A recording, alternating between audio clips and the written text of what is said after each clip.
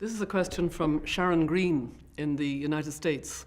Sharon, I understand, is a teacher who tries to help her teenage students think about how long change takes and how every citizen can have an effect. So her question is, can the women leaders of the Middle East create an effective peace movement in a similar way to the Irish women's movement?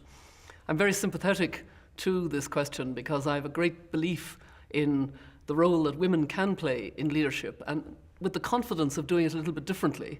And it's true that in the Irish peace process, women from Northern Ireland were particularly courageous in coming out from their housing estates, from the Catholic ghetto housing estate, and meeting their Protestant counterparts, and vice versa, when their menfolk were not meeting together. There is actually a very good group, the IWC, the International Women's Council, which is senior women on both the Israeli and Palestinian side. And these women are the only group that I know that have been able to understand and listen to and share each other's narrative. It's quite extraordinary, particularly Israeli women identifying with the Palestinian concern that their problems stem from the occupation. And I've learned a lot from these women and have been very impressed by them.